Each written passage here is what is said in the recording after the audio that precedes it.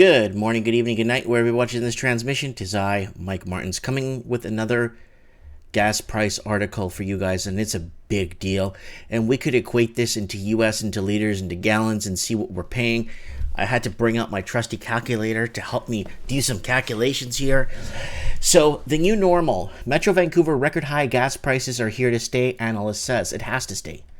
There's no way gas can go any further down. It's got to stay. Right now, it's sitting at $1.78.9 per liter, okay? According to this gas station, right? And there's ones that go higher, right? So, Metro Vancouver's motorists should steel themselves for more sticker shock. I like how they put should steel themselves for more sticker shock, according to the petroleum analysts. GasBuddy.com, Dan McTeague said, prices of up $1.72 around the region appear likely to persist for the foreseeable future, in quotations. On Monday, Twitter users spotted the record-shattering price at the pump at $1.78.9. So $1.78.9. So it's like rounded up to like $1.79 if you really want to get technical. The good news is Washington State's BP Cherry Point refinery appears to be finally back on its feet, churning out gasoline, he said. You know, they close some refineries to do maintenance on other refineries and then put them back online. And it's just a back and forth thing that you do, especially around the springtime. But McTeague said that the U.S. government announcement on Monday that it would refuse to issue sanction waivers to countries importing oil from Iran is likely to offset any gains. We almost caught a break there, but geopolitics has now taken over. So this is it right here. Wow. McTeague said that Metro Vancouver is importing of 2/3 of its gas from outside of the province. That's heavy. That's heavy. Meaning tight supply across the entire West Coast, international factors, and the approach of summer will likely ensure high prices. Stick around with the new normal, ranging from $1.60 to $1.75. The record prices we're seeing at $1.72 aren't just historical, but Vancouver standards. They are truly historical by North American standards. That's United States, Mexico, and Canada is considered North America. Wow, he said. No city in North America has ever had to endure or pay those prices under any kind of circumstances, period. We're also home to the highest tax jurisdiction anywhere in North America. Yeah, that's a story for another day.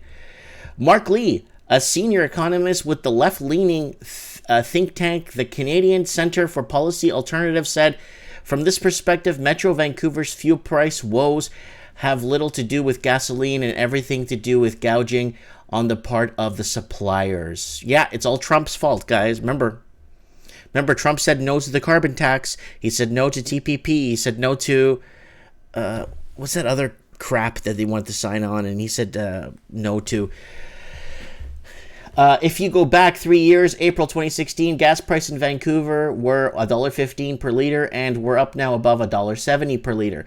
So that 55-cent increase, only 6 cents of that is from tax increases, he said.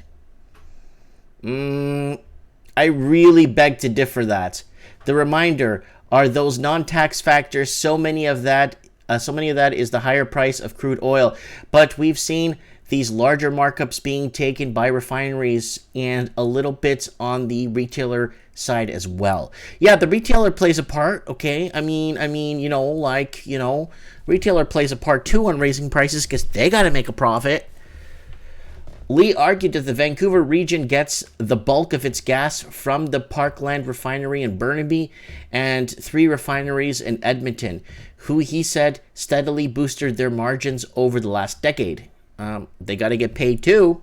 Remember when the price of oil and gas dropped to $25 a barrel to $30 a barrel from $137, there's huge losses, and they're selling the gas pretty much at a loss. When you actually do some numbers and see what the price of oil, okay, they're paying less for the oil, but the oil we're producing and exporting, we're getting nothing for it. So they got to find a way to make this balance stay in line here.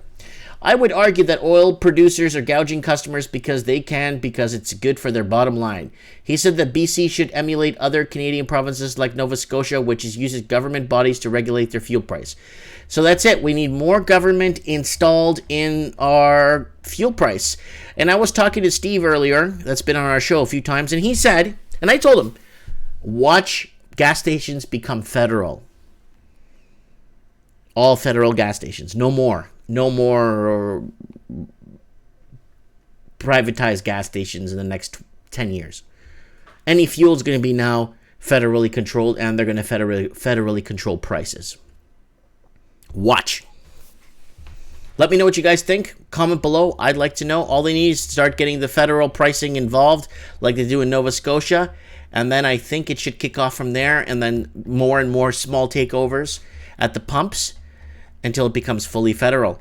Am I delusional? Let me know. Comment below. I'd like to know.